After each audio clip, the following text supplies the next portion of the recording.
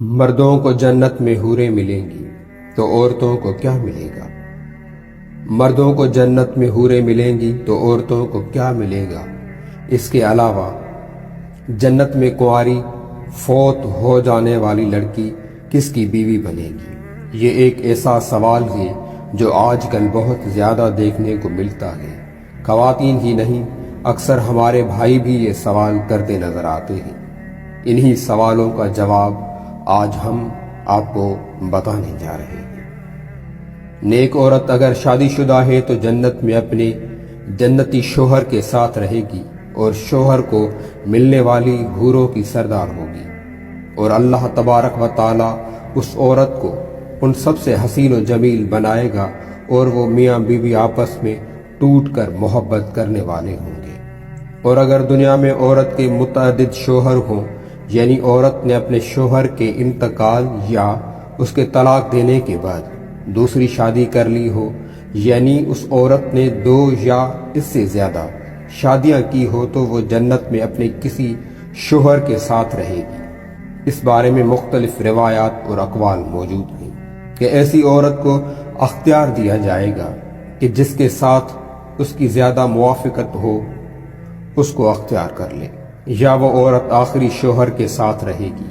اس بارے میں حضرت ابو درداء رضی اللہ تعالی عنہ سے مروی ہے کہ آپ صلی اللہ علیہ وآلہ وسلم نے فرمایا، عورت کو اس کا آخری شوہر ملے گا۔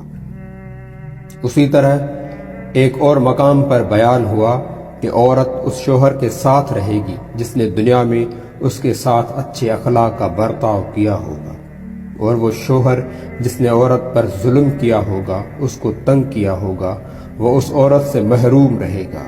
حضرت ام سلمہ رضی اللہ تعالی عنہا کی ایک روایت میں ہے کہ انہوں نے آپ صلی اللہ علیہ وآلہ وسلم سے پوچھا، کسی کے 2 شوہر ہوں تو جنت میں کس کے ساتھ رہے گی؟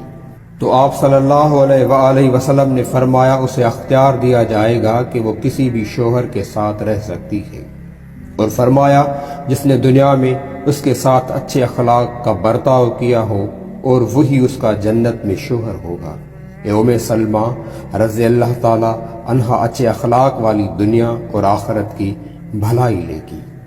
اور اگر عورت کنواری ہو، یعنی اس کی شادی سے پہلے ہی انتقال ہو گیا ہو، یا شادی شدہ ہو لیکن اس کا شوہر جنتی نہ ہو، تو جنت میں جس مرد کو بھی وہ پسند کرے گی اس کے ساتھ اس کا نکاح ہو جائے گا۔ اور اگر موجودہ لوگوں میں کسی کو بھی پسند نہ کرے تو اللہ تبارک و تعالی اس کے لیے ایک مرد جنتی پیدا فرمائیں گے۔